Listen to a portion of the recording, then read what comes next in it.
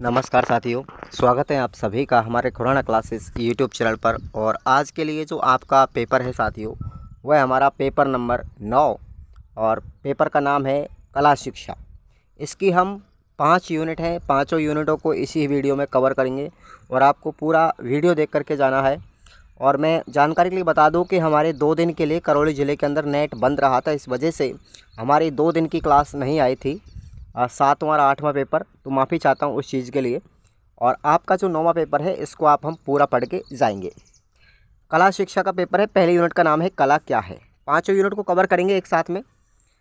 कला शब्द का अर्थ और उसकी उत्पत्ति कैसे हुई थी। तो कला शब्द संस्कृत भाषा का शब्द है जो कद धातु से बना है। इसका अर्थ होता है सुंदर, कोमल या सुख देने वाला। संस्कृत साहित्य में ही कला शब्द का प्रयोग कई अर्थों में हुआ है। अंग्रेजी में कला को आर्ट के नाम से जानते हैं, जिसकी उत्पत्ति लैटिन भाषा के आर्ट से हुई है और इसका अर्थ है शिल्प अथवा निपुणता विशेष से है, जिसमें बोलते हैं स्वर्णकारी। कला की कोई निश्चित परिभाषा नहीं है साथियों, है ना। मैथिली शरण गुप्त के अनुसार अभिव्यक्ति की कुशल शक्ति को ही कला कहते हैं। रविंद्रनाथ टैगोर के अनुसार है कि कला में मनुष्य बाह्य वस्तुओं की ही नहीं बल्कि स्वयं की अनुभूति की अभिव्यक्ति भी करता है।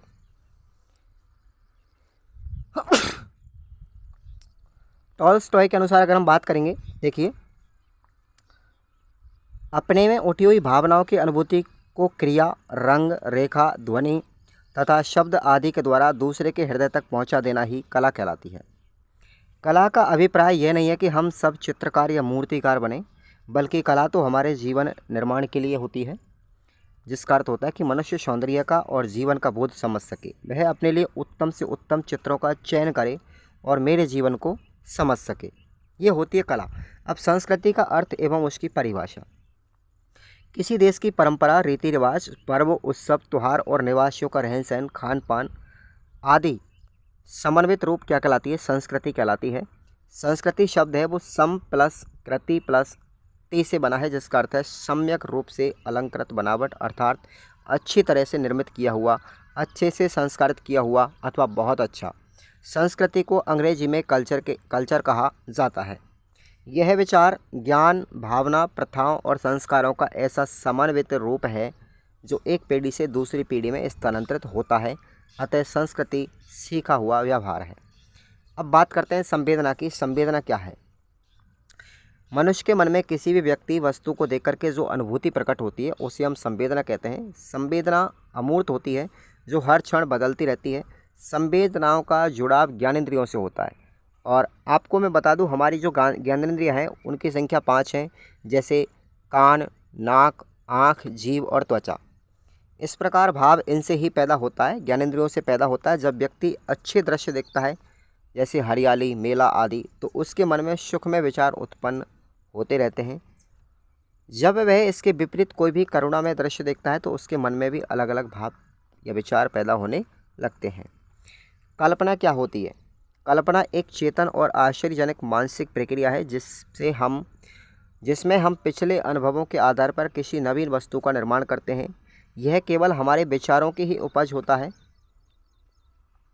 अप्रत्यक्ष बातों के संबंध में इस प्रकार के विचार करने को ही कल्पना कहते हैं। बच्चे बहुत कल्पनाशील होते हैं। समय मिलते ही वह कल्पना के संसार में गोते लगाते रहते हैं।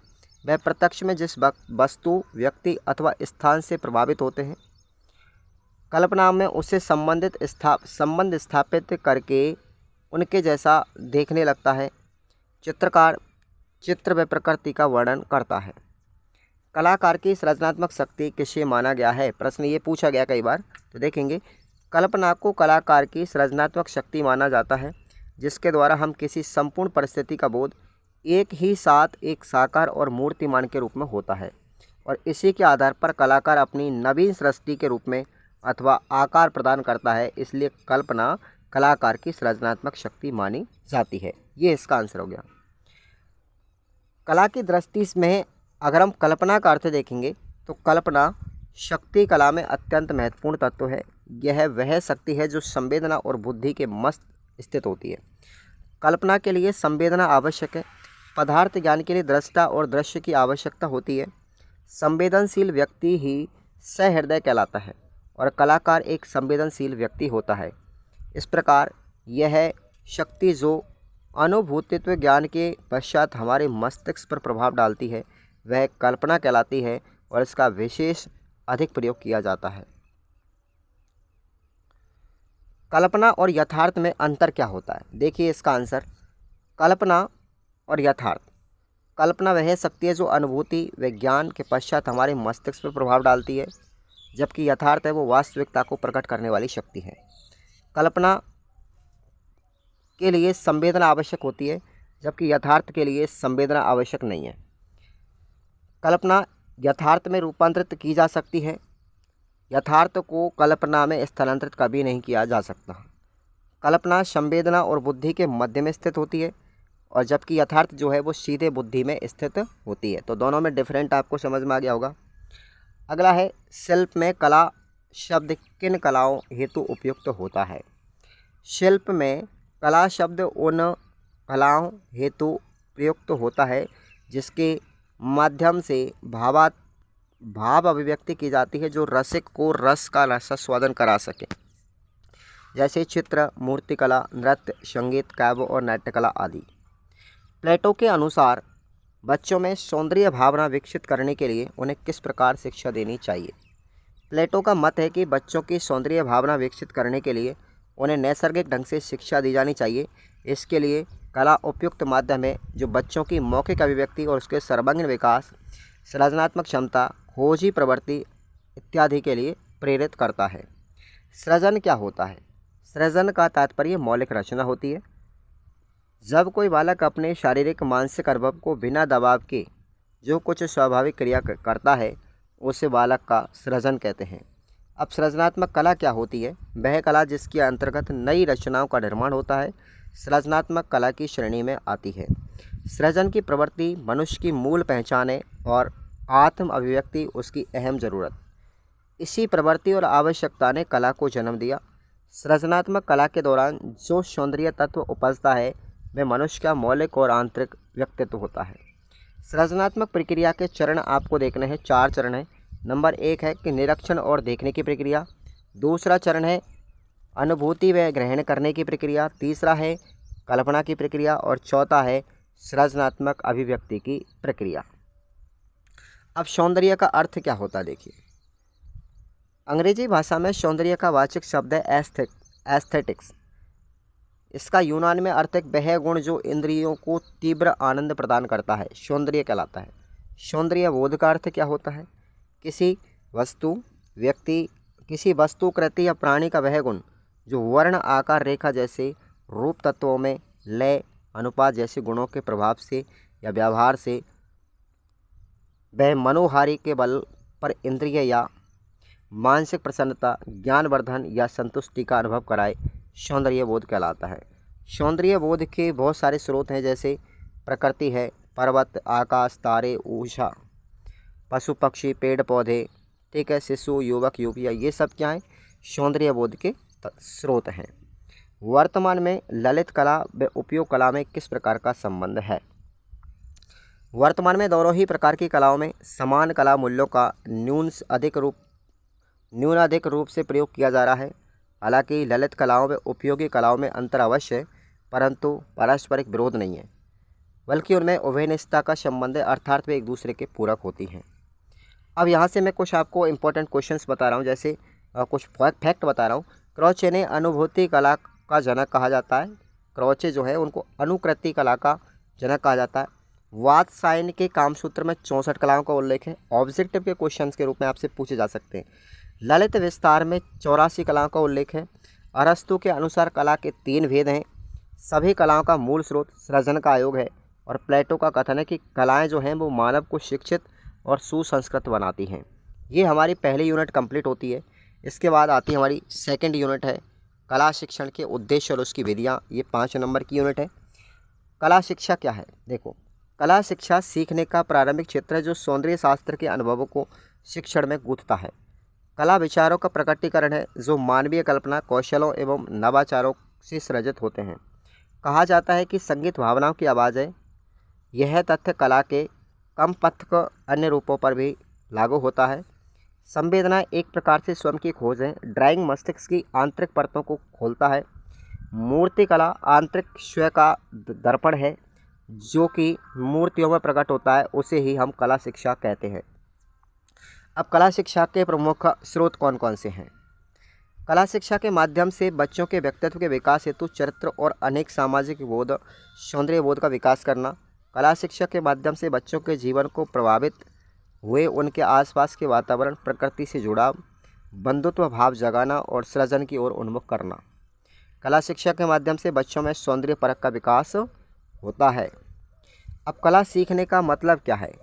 कला सीखने का तात्पर्य केवल हाथ के काम में दक्षता हासिल करना नहीं, बल्कि कला शिक्षा के पीछे व्यक्तित्व के चरित्र का निर्माण, उसके सामाजिक बोध और सौंदर्य बोध का विकास करने का उद्देश्य होता है। अब कला शिक्षण क्यों जरूरी है? देखेंगे किन चीज़ों के लिए ज़रूरी है। दैनिक जीवन में कला सौंदर्य हेतु, भारतीय जीवन में कला बोध हेतु, वस्तुओं के निर्माण में सौंदर्य बोध हेतु और प्रकृति से परिचय बंधुत्व हेतु और सचेतता के लिए कला शिक्षण जरूरी है। मुक्त अभिव्यक्ति क्या होती है? कला के किसी भी माध्यम को बालक के द्वारा स्व प्रेरणा से अभिव्यक्ति देना ही मुक्त अभिव्यक्ति कहलाता है। कला शिक्षा के सृजन में मुक्त अभिव्यक्ति कला शिक्षण की प्रमुख विधि है। लगातार अभ्यास करने पर बालक के मन में कला के प्रति रुझान पैदा होता है और वह अपने मन में अनेक प्रकार की कलाएं रखता है। बालक जब भी अपनी कल्पना में कोई चित्र या मूर्ति बनाता है, यही उसकी मुक्त अभिव्यक्ति कहलाती है। एक कला शिक्षक होने के नाते एक विद्यार्थी को कला सामग्री के चयन और उपयोग में आप किस प्रकार से मदद करेंगे? आंसर देखिएगा, बच्चों के द्वारा विविध साधनों का उपयोग करने से पहले उन्हें सामग्री की पूरी जानकारी देंगे।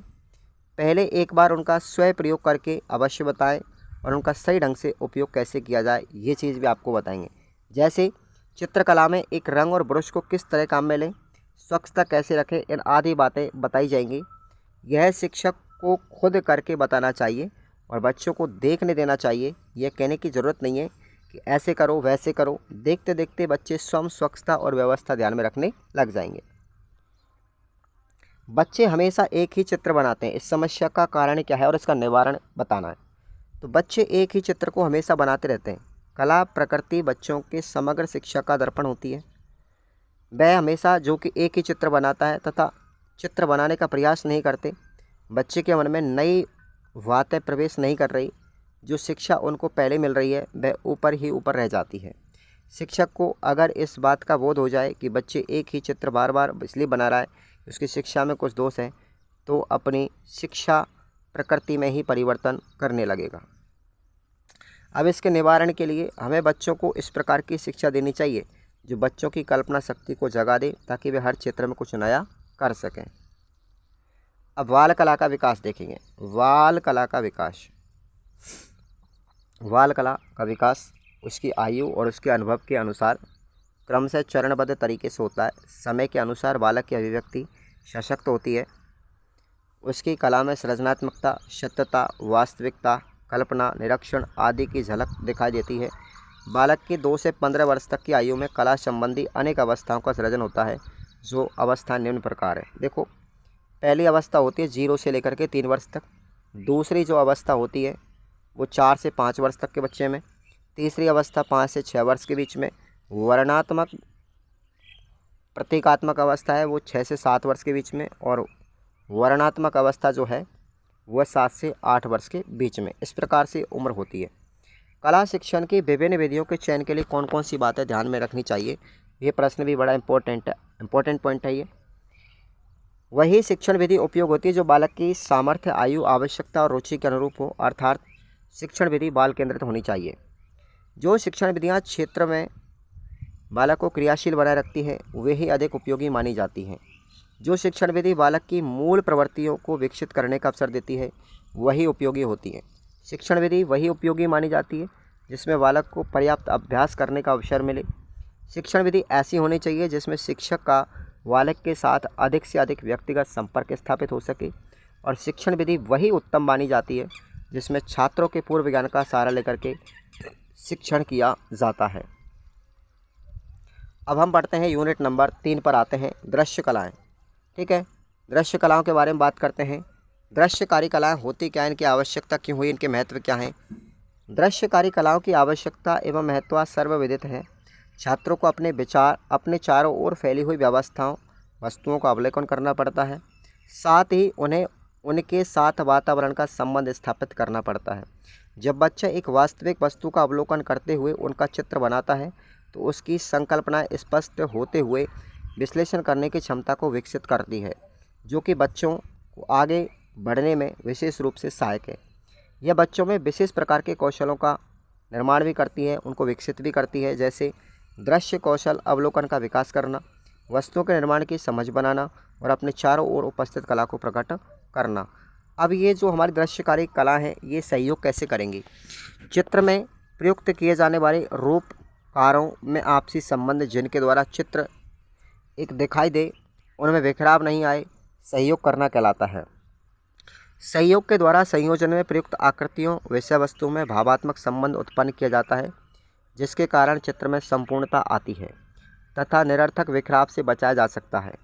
सहयोग का उद्देश्य है कि एक ही कलाकृति में कई चित्रों का अभ्यास ना हो। नेक्स्ट पॉइंट की बात करें, वर्ण सामंजस्य की बात करेंगे यहाँ पर। तो विभिन्न प्रकार की वर्ण संगति के चित्रों में वर्ण सामंजस्य स्थापित किया जा सकता है। रंगों का विविधतापूर्ण होना आवश्यक है, अन्यथा चित्रों में निरसता आ जाएगी। परंतु चित्र में उनका प्रयोग करते हुए समय यह भी ध्यान देना चाहिए कि विविध रंगतों के प्रयोग से कहीं वर्ण सामंजस्य का ह्रास तो नहीं हो रहा। चित्र में समान रंग वाली रंगतों को अपनाना चाहिए। सजातीय वर्ण संगति से सामंजस्य स्थापित करते हुए रंगतों को भी संतुलित ढंग से अपनाया जा सकता है। यहाँ पर वर्ण के प्रमुख गुणों की बात करते हैं। वर्ण के प्रमुख गुण कौन कौन से हैं? देखिए, पहला होता है रंगत। रंगत वर्ण की प्रकृति कहलाती है, जैसे लालपन, पीलापन, सफ़ेदी। इससे रंगों का अंतर स्पष्ट दिखाई देता है। दूसरा गुण होता है मान रंगत के हल्केपन या गहरेपन का द्योतक है, जैसे गहरा लाल, हल्का लाल। सफ़ेद रंग के मिश्रण से रंग के मान को बढ़ाया जा सकता है और काले रंग के मिश्रण से मान को घटाया जा सकता है। और तीसरा गुण है हमारा सघनता। यह रंग की शुद्धता का परिचायक होता है। जो रंग तीव्र व प्रखर होता है वह उतना ही शुद्ध होगा। जिस रंग में धूमिलता होगी वह कम सघन और अशुद्ध होता है। किसी भी वर्ण में तटस्थ अथवा धूमिल रंग मिला दें तो उसकी सघनता को कम किया जा सकता है। अगला हमारा पॉइंट है वर्ण के भेद। ठीक है, वर्ण के कितने प्रकार होते हैं? तो देखो, पहले नंबर पर आता है हमारा मुख्य वर्ण। मुख्य वर्णों में लाल, पीला, नीला, इसको हम प्रारंभिक या प्राथमिक रंग कहते हैं, जो पूर्णतः शुद्ध और स्वतंत्र अस्तित्व रखते हैं। दूसरे रंग हैं जिनको बोलते हैं द्वितीय वर्ण। ये दो प्राथमिक रंगों को मिला करके बनाए जाते हैं। जैसे लाल और नीले को मिलाया तो बैंगनी बन गया, लाल पीले को बनाया तो नारंगी बन गया। और तीसरे प्रकार के रंग है समीपवर्ती रंग। ठीक है, जिनमें एक ही श्रेणी या जाति के रंग विद्यमान होते हैं, जैसे पीला। ठीक है, पीला नारंगी या फिर नारंगी, सभी में पीला रंग उपस्थित होता है। विरोधी वर्ण किसे कहते हैं? यदि किन्हीं दो मुख्य रंगों को मिला दिया जाए, इससे प्राप्त द्वितीयक रंग या शेष बचे हुए मुख्य रंग एक दूसरे के विरोधी अथवा पूरक रंग कहलाते हैं। वर्ण चक्र में एक दूसरे के आमने सामने आने वाले रंग एक दूसरे के विरोधी रंग कहलाते हैं। जैसे लाल रंग का विरोधी कौन है भाई? हरा है। नारंगी का विरोधी कौन है? नीला है। ठीक है, अब देखेंगे यहाँ पर आगे रेखाओं के प्रकार और उसके प्रभाव, बहुत इंपॉर्टेंट है। जैसे खड़ी रेखा। ठीक है, सीधी खड़ी रेखा, इसका मतलब क्या है? यह रेखा धरातल पर सीधी ऊपर की ओर अंकित की जाती है और यह रेखा शक्ति, स्थायित्व, दृढ़ता, निश्चय और प्रगति के भाव को दर्शाती है। वेरी वेरी इंपॉर्टेंट है। क्षैतिज रेखा, यह रेखा धरातल पर पड़ी हुई अंकित की जाती है और ये रेखा शांत, निश्चित और विश्राम आदि के भाव को दिखाती है। तिरछी रेखा, यह क्षैतिज से कोण बनाती है, 80 डिग्री से कम या 100 डिग्री से अधिक होता है और ये रेखा अस्थिरता, वेग आदि के भाव को दर्शाती हैं। अब पेस्टल क्या होता है? पेस्टल बहुत इंपॉर्टेंट है। सरल रूप में देखा जाए तो पेस्टल भिन्न तरह से अनुबद्ध रगड़ों की एक स्टिक्स है, उनको कागज़ पर उपयोग करके हम पेंटिंग बनाते हैं। पेस्टल दो प्रकार का होता है, एक तो होता है सूखा पेस्टल। ठीक है, पेस्टल के हम रूपों की बात करेंगे। सूखा पेस्टल यह दो प्रकार का होता है, जैसे कठोर पेस्टल और मुलायम पेस्टल। कठोर जो पेस्टल है वो उच्च संयोजक कम रंग का होता है, बाह्य रेखा में प्रयुक्त किया जाता है। ये रंग कम चमकीले होते हैं और स्थिरीकारक कारक अपेक्षित नहीं होते। मुलायम पेस्टल की बात करते हैं तो अधिक संयोजक और कम रंग बाह्य रेखा खींचने में प्रयुक्त किए जाते हैं। इनके रंग चमकीले होते हैं और स्त्री कारक अपेक्षित नहीं है। और उसके बाद है तेलीय पेस्टल क्या होते हैं, इनकी अनुरूपता मुलायम और चमकीले रंग होते हैं, इनको मिलाना कठिन होता है। लेकिन चित्रकला में भावात्मक प्रभाव सृजित करने के लिए कपड़े के टुकड़े का उपयोग करके मिश्रित बनाया जा सकता है। इसके लिए समय स्त्री कारक अपेक्षित नहीं है। रंगों को एक उदित रीति प्रदान करने के लिए अपेक्षित होता है। रंग करने के लिए प्रभावी विधियां कौन कौन सी है, अब हम रंग करने के लिए जो विधियां काम में ली जाती है उनके बारे में बात करेंगे। पहली है क्रेयन तकनीक। इसका प्रयोग करते समय आप धीरे धीरे से दबाते हैं तो रंग पेस्टल होते हैं जैसे बिल्कुल कोमल हो जाते हैं। दूसरी विधि है ग्राफिटो तकनीक। इस तकनीक में या यह तकनीक दो विभिन्न रंगों की सतहों पर आधारित होती है। पहला एक हल्के रंग से कागज़ के शीट को ढकती है। यह विभिन्न रंगों के कुछ निकटवर्ती क्षेत्रों में हो सकता है। अब हल्के रंग को काले क्रेयन से ढक देंगे और अब एक तीक्ष्ण धार वाली वस्तु से चित्रकला के ऊपरी सतह को इस प्रकार खरोंचें कि नीचे का रंग उद्घाटित हो जाए यानी निकल आए। वेटिक विधि क्या होती है, पहले मोम के क्रेयन से आकृति खींचें, फिर जले रंगों या पतले रंगीन स्याही से पृष्ठभूमि पेंट करें। पानी मोम पर फिसल जाते हैं और इस प्रकार आकृति दृश्य रह जाती है। पेस्टल तकनीकी क्या है, तेलीय पेस्टल क्रेयन किसी भी प्रकार की सतह पर प्रयुक्त किया जा सकती है जैसे ग्लास, प्लास्टिक और बर्तन। देखो मैंने सबके चित्र भी आपको यहाँ पर दिखाए गए हैं, ठीक है। डायग्राम चित्र के माध्यम से अच्छा दिखाई देता है। अब चित्र में तान का महत्व क्या है। तान के प्रयोग से द्विआयामी चित्र भूमि पर त्रिआयामी प्रभाव उत्पन्न किया जा सकता है। इससे वस्तु के वास्तविक आकार और आयतन का आभास मिलता है। यथार्थ अंकन के लिए तान एक आवश्यक तत्व है। क्षय वृद्धि, स्थिति, जन्य, लघुता आदि संयोजन सिद्धांतों को स्थापित करने के लिए तान का होना जरूरी है। दूर, निकट, छोटा, बड़ा आदि को दर्शाने के लिए तान की महत्वपूर्ण भूमिका होती है। तान की उपस्थिति चित्र के भावात्मक पक्ष को सुदृढ़ बनाती है।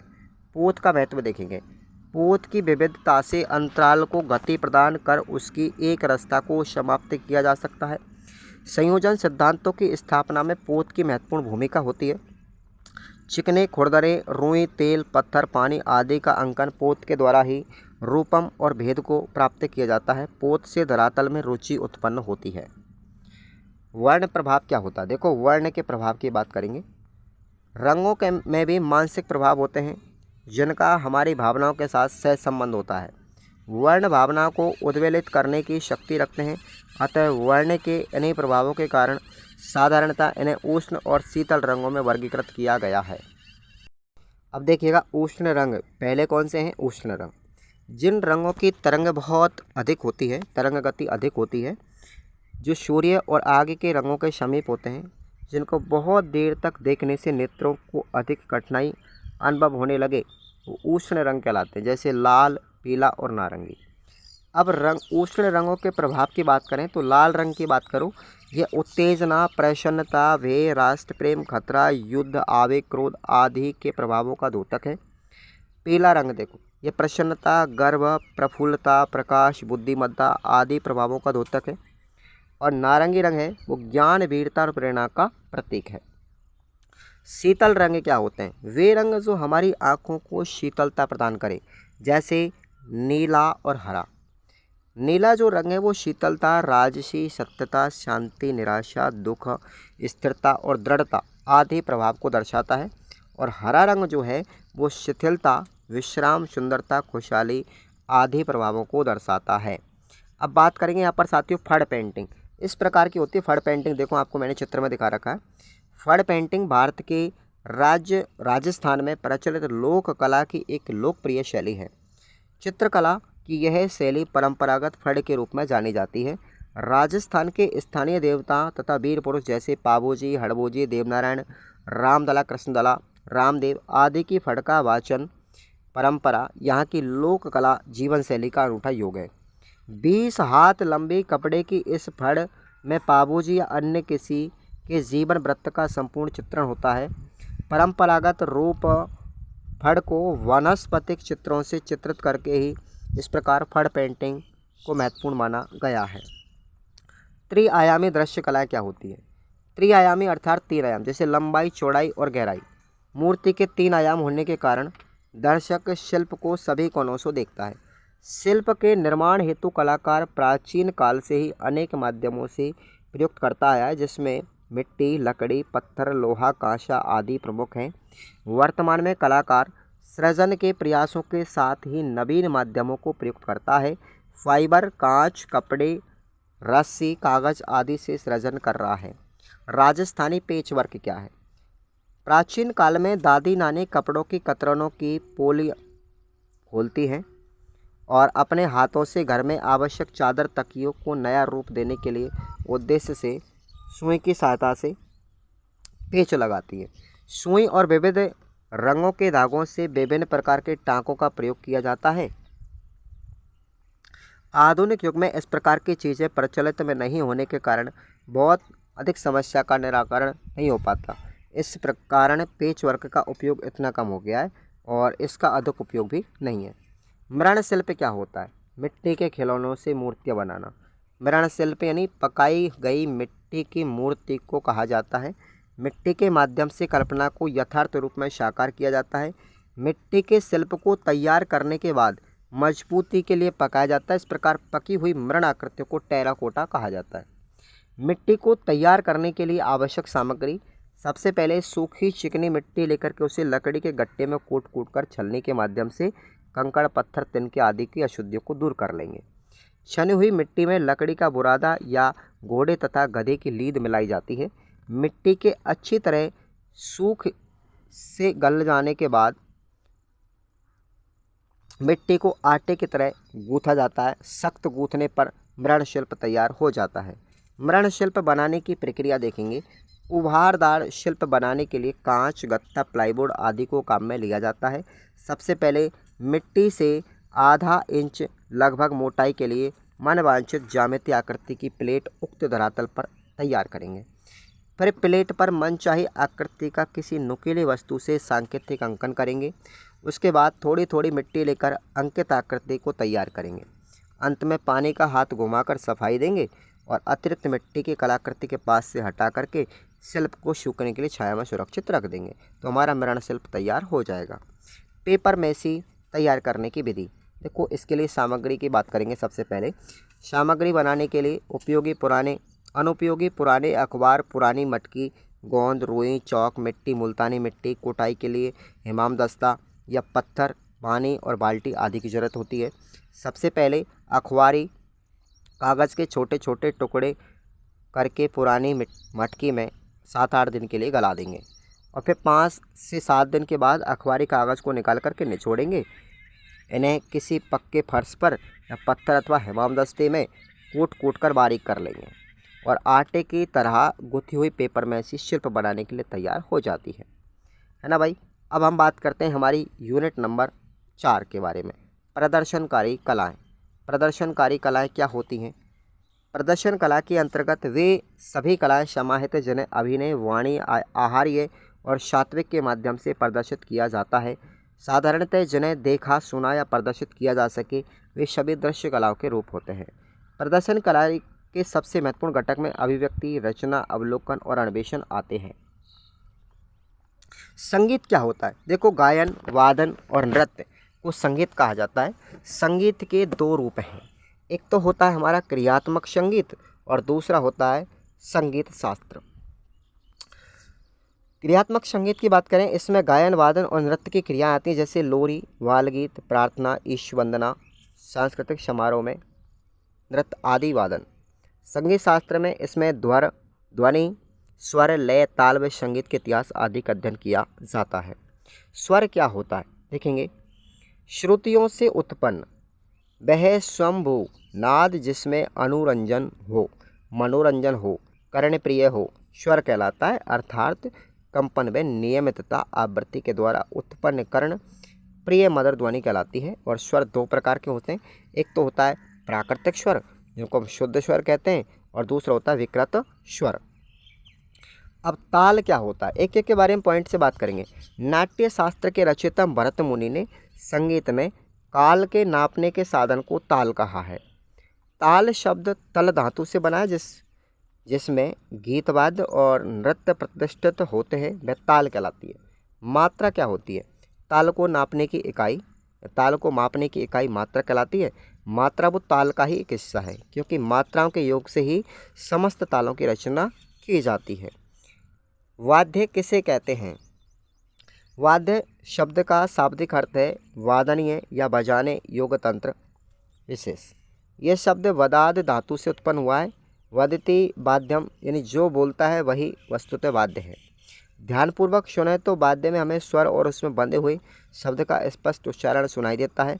वाद्य वादन की सफलता यही स्पष्टता है। प्राचीन सभ्यताओं में संगीत कला और वाद्यों के प्रयोग से प्रमाण मिले हैं।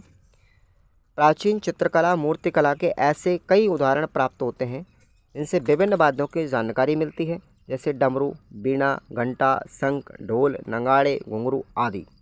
अब वाद्य 4 प्रकार के होते हैं साथियों, अपन रीट में भी पढ़ते हैं कल्चर के अंदर। जैसे तंतु वाद्य, ऐसे वाद्य जिनमें तार के द्वारा स्वर उत्पन्न किए जाते हैं, जैसे वीणा, सितार, एकतारा, वायलिन, ये सब तंतु वाद्य हैं। अवनद्ध वाद्य यंत्र कैसे होते हैं? जो चमड़े से मढ़े हुए होते हैं और जिन पर आघात करके उनको बजाया जाता है, जैसे ढोल, चंग, डमरू, नगाड़ा, ढपली आदि। सुशिर वाद्य यंत्र क्या होते हैं? तीसरे प्रकार के, जिनको हवा या फूंक से बजाया जाता है, सुशिर वाद्य यंत्र कहलाते हैं, जैसे शंख, बांसुरी, हारमोनियम, बीन, शहनाई। घन वाद्य क्या होते हैं? मिट्टी, धातु या लकड़ी आदि से बने वे वाद्य यंत्र जिनको चोट करके बजाया जाता है, ठीक है, जैसे घुंघरू, घंटा, मंजीरा, खड़ताल आदि। ये वाद्य यंत्रों के प्रकार हो गए। अब हम आगे आते हैं लोक नृत्य। नृत्य के वे प्रकार जो क्षेत्रीयता से रचे बसे हों, लोक नृत्य कहलाते हैं। वर्तमान समय में तीव्र गति से भागती दौड़ती दुनिया में अपने रंगों से रचे बसे इस लोक कलाओं को अपने पैरों तले रौंदने का काम किया है। हम अपनी पारंपरिक विरासत को भूलते जा रहे हैं। लोक नृत्य एक ऐसी परंपरा रही है जो हमारे दैनिक जीवन एवं अक्षुण्ण सांस्कृतिक विरासत में उत्सवों के साथ स्वतः चलने वाली रही है। राजस्थान आज भी सभी प्रकार के नृत्यों का क्रीड़ा स्थल रहा है और उक्त प्रकार के नृत्यों की अनेक परंपराओं में भंग विद्वान है। इनमें से मारवाड़ की कठपुतली, डांडिया, तेरहताली, रावण हत्ता, बीकानेर का रास, अग्नि नृत्य, शेखावाटी का कच्ची घोड़ी, जालौर का ढोल नृत्य, मेवाड़ की गबरी, घूमर व भवाई नृत्य प्रसिद्ध हैं, जो वास्तव में हमारे राष्ट्र की धरोहर हैं। अब कुछ महत्वपूर्ण लोक नृत्यों की बात करते हैं, जैसे घूमर की बात करेंगे। राजस्थान में घूमर सभी जगह किया जाता है। गणगौर, तीज, दुर्गाष्टमी, होली पर प्राय सभी जिलों की महिलाएं घूमर की रुनझुन में मस्त हो जाती हैं। इस नृत्य में ढोल और चंग वालों के चारों ओर स्त्रियां एक घेरा डालती हैं और अपने पैरों में बंधे हुए बिछड़ों की संगत ढोल वालों से मिला देती हैं और हाथ में थाली लेकर के घूंघट निकाल करके घूमती हुई नाचती हैं। जयपुर और जोधपुर घूमर के लिए प्रसिद्ध स्थान है। अगला है हमारा तेरहताली नृत्य। यह नृत्य मारवाड़ में कहे जाने वाले रामदेव जी के पुजारियों द्वारा ताल और लय के आधार पर नाचे जाने वाला आकर्षक नृत्य है और यह नृत्य कांवड़ या पंथ की महिलाओं के द्वारा किया जाता है। भवाई नृत्य की बात करेंगे। यह नृत्य वैसे तो राजस्थान के प्रत्येक हिस्से में नाचा जाता है, किंतु मेवाड़ में भीलों के भाट इसका बहुत सुंदर रूप से प्रदर्शन करते हैं। भाट अपने सिर पर 7 या इससे अधिक मटके एक के ऊपर एक जमा करके करते हैं। पैरों में घुंघरू बांध करके दोनों हाथों में दीपक रख करके चंग या झांक के झनकार के साथ नाचना आरंभ करते हैं। इस प्रकार यह नृत्य कई भाव जैसे पूजा, पनघट, होली के प्रदर्शन इस खुशी के प्रदर्शित लगता है, जैसे देखने वाले दांतों तले उंगली दबा ले। कच्ची घोड़ी नृत्य की बात करते हैं। ये शेखावाटी क्षेत्र में किया जाता है और इस नृत्य के साथ झांझ व ढोल बजता है। 5-7 पुरुषों का एक गिरोह लकड़ी की घोड़ियों के अपने कमर पर बांध करके सिर पर तुर्रा कलंगी लगा करके विभिन्न नृत्य करते हैं, जिसमें पट्टा, बाजी, सेठ, ब्राह्मण की बड़ी प्रसिद्ध है। अब राजस्थान के लोकगीतों की बात करते हैं, जैसे केसरिया वालम, जो माइंड गायन शैली में गाया था, ठीक है। केसरिया वालम आओ ने पधारो मारे देश, ये राजस्थान में अपनी पहचान बना के पूरे विश्व भर में है। राजस्थान में मांड गायकी अनेक रूप में प्रचलित है। इसमें श्रृंगार भाव की विशेषता है और केसरिया वालम जो है वो हमारा राज्य गीत भी है। कुर्जा गीत क्या है? एक सारस जैसा श्वेत सुंदर पक्षी होता है, वह आकाश में बहुत ऊंचे कतार में उड़ते हैं। कुर्जा को संदेश वाहक प्रतीकात्मक स्वरूप का वर्णन भारतीय साहित्य में मिलता है, जहाँ नायिका एक पक्षी के माध्यम बनाकर अपनी बात प्रिय तक पहुँचाने का प्रयास करती है। इस राजस्थानी लोकगीतों में कुर्जा पक्षी के द्वारा डोला मारू के प्रसंग में मन की बात भिजवाने का उल्लेख मिलता है। और कुर्जा म्हारी बमर मिला दीजिए रे, कुर्जा म्हारी हालोनी वादी नारे देश, तो ये कुर्जा गीत है साथी। उसके बाद में है गोरबंद। क्या है? गोरबंद। तीसरा गीत हमारा गोरबंद। यह राजस्थान का सबसे लोकप्रिय गीत है। वस्तुतः गोरबंद ऊँट की सजावट करते समय पलाण के पाल में ऊँट की गर्दन पर बांधा जाता है। इस गीत में ऊँट का श्रृंगार वर्णन मिलता है। इस गीत में ममत्व व इसके शब्द बहुत ही हृदय स्पर्शी है। अब बात करते अलंकार क्या है। अलंकार का शाब्दिक अर्थ है सजाना। जिस प्रकार आभूषणों के द्वारा शरीर की शोभा बढ़ती है, उसी प्रकार अलंकारों के द्वारा गायन वादन की शोभा भी बढ़ती है। स्वरों की विशेष प्रकार की नियमबद्ध रचना को हम अलंकार कहते हैं और अलंकार में स्वरों का क्रम उलट पुलट करके रखा जाता है।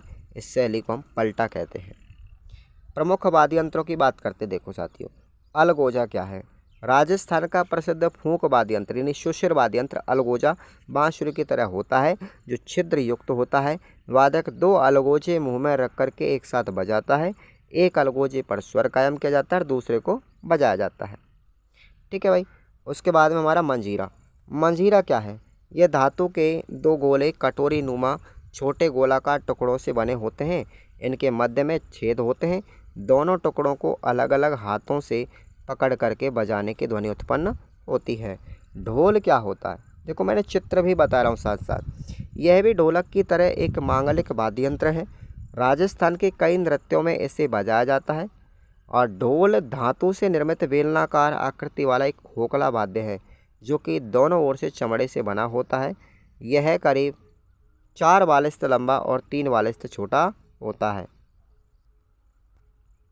कमाचा क्या होता है? देखो कमाचे के बारे में पूरी डिटेल्स के साथ बात करेंगे। कमाचा यंत्र जो है, स्वरों में गूंज और गंभीरता के कारण कमाचा की ध्वनि का प्रभाव कुछ अलग ही प्रकार का होता है। इसमें 27 तार होते हैं। इसका आकार सारंगी से काफ़ी अलग होता है और यह मांगणी आकार जाति के जो लोक गायक हैं उनका प्रमुख वाद्य यंत्र है। यह गज से बजने वाला तंतु वाद्य है। इसके निचले भाग में शीशम की लकड़ी की गोलाकार तबली होती है, जिसके ऊपर खाल मड़ी होती है।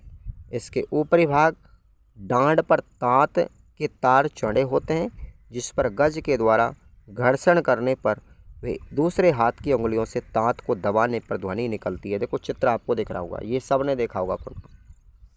अब बात करेंगे खड़ताल। खड़ताल बनाने के लिए सामान्यतः राजस्थान में पैदा होने वाले खैर तथा बमूर की लकड़ी का उपयोग किया जाता है। यह वाद्य यंत्र के 2 भाग होते हैं। एक भाग हाथ के अंगूठे की अंगुली से बजाया जाता है तथा दूसरा भाग जो है चारों अंगुलियों में हाथ के बीच में रख करके बजाया जाता है। एक तारा, ये तो मीराबाई के साथ आपके हाथ में देखा होगा, मीराबाई के हाथ में एक तारा बोलते हैं। प्राचीन वाद्य एक तारा भारत का अति लोकप्रिय तंतु वाद्य। गोल तुम्बे में 2-3 हाथ का एक बांस जोड़ दिया जाता है। तुम्बे के ऊपरी भाग को काट करके उसमें चमड़े से मढ़ देते हैं।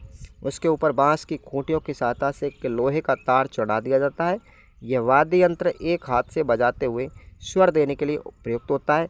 कृष्ण भक्ति में लीन मीराबाई के हाथ में एक तारा शोभामान रहता है।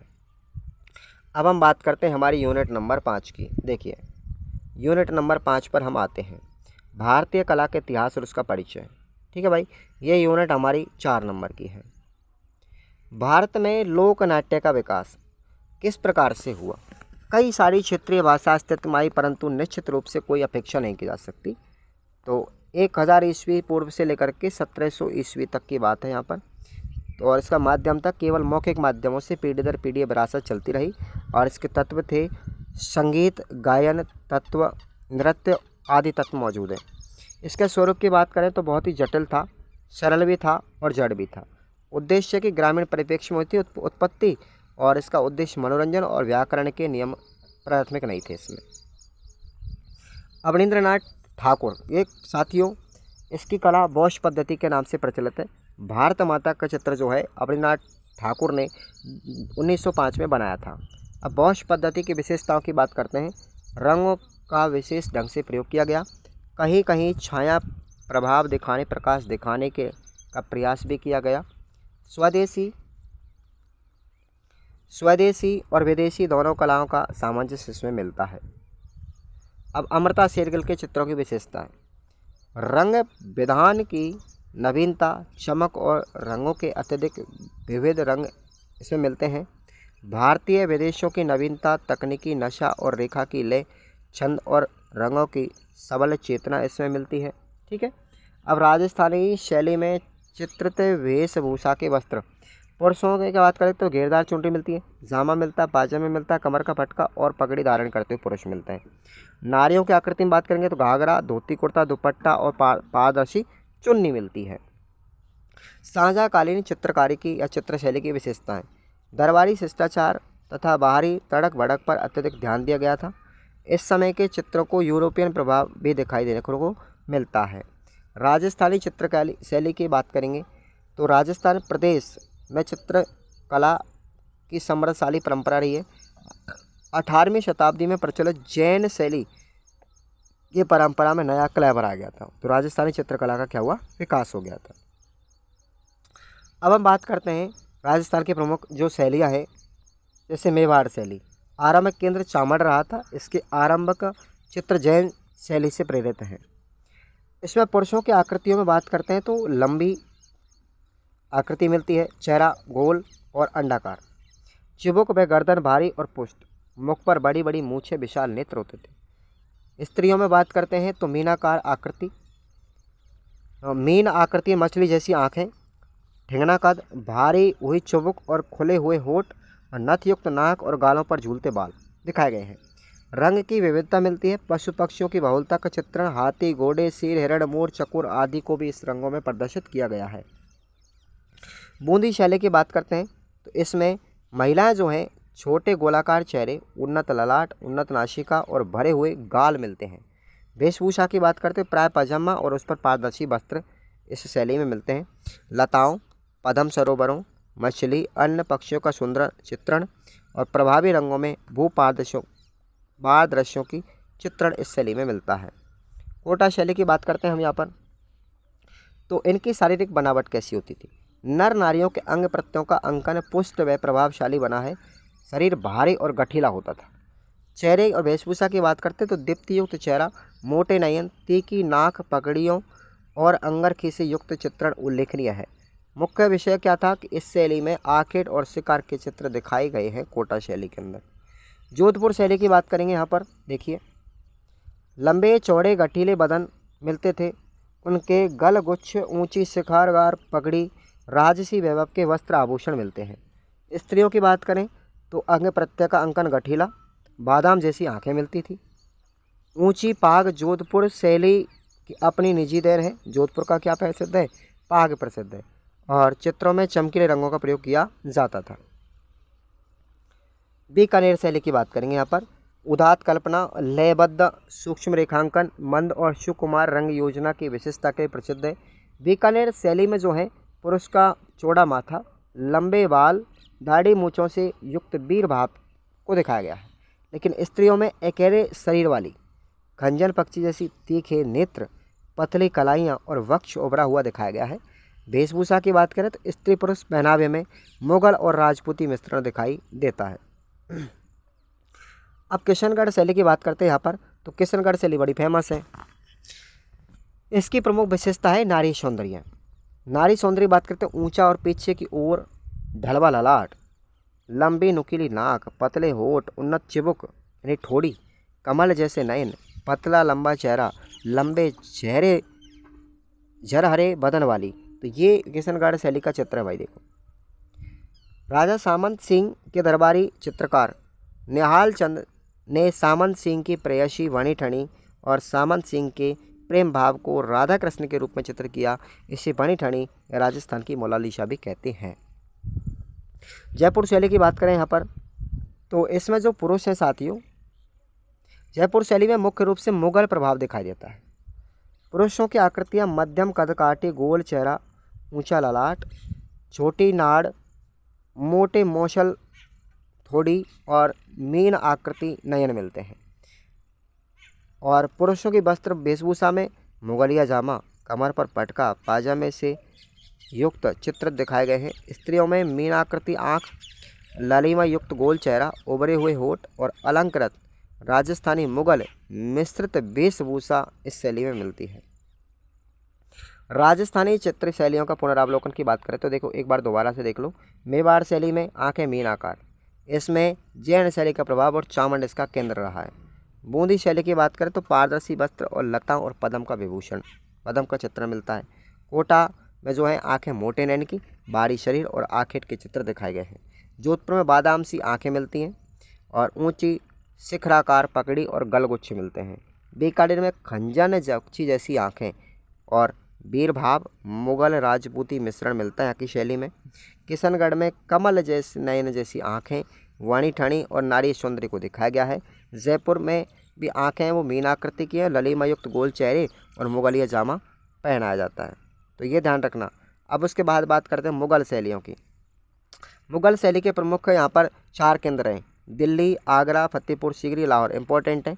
मुगल कालीन चित्रकला के इतिहास में जहांगीर के शासनकाल को स्वर्णिम काल माना गया है। मुगल चित्र शैली पर ईरानी, भारतीय और यूरोपीय शैलियों का प्रभाव रहा है। अब भारतीय कला मंदिर क्या है? भारतीय भित्ति चित्र परंपरा का विकसित रूप महाराष्ट्र के औरंगाबाद जिले में स्थित अजंता गुफा के भित्ति चित्र को भारतीय कला मंदिर कहा गया है। देखो कितनी डिजाइन से मैंने नोट्स बनाए। अब अजंता की चित्रण विधि, अजंता के भित्ति चित्रण विशिष्ट तकनीकी से बनाए गए। सर्वप्रथम गुफाओं का निर्माण करके उनकी दीवारों पर खड़िया गोबर, बारीकी बजरी का लेप तैयार करके गुफा की खुरदरी दीवार पर प्लास्टर की तरह लगाया जाता था। नीचे प्लास्टर पर ही खनिज रंगों का चित्रण किया जाता था। काले रंग के लिए काजल को काम में लिया जाता था। तो ये आपकी 5 यूनिट कंप्लीट होती हैं और आपके प्रश्न इसी से बनेंगे, चिंता मत कीजिए, बाहर नहीं जाता क्वेश्चन भी। तो आप लोग इसको पूरा रिवीजन करना है, अपने दोस्तों को भी शेयर करना है, चैनल को सब्सक्राइब करके रखो। वीडियो अच्छा लगे और आपको वास्तव में फ़ायदा हो रहा है, लाभ मिल रहा है, तो आप लोग ज़रूर कमेंट करके बताएंगे। Thank you so much. और सेकंड ईयर में आपको पढ़ना है, मैं पढ़ाऊँगा पूरी तरीके से नोट्सों के माध्यम से इसी तरह, और अपने टेलीग्राम को भी आप लोग ज्वाइन कर लीजिए। Thank you so much.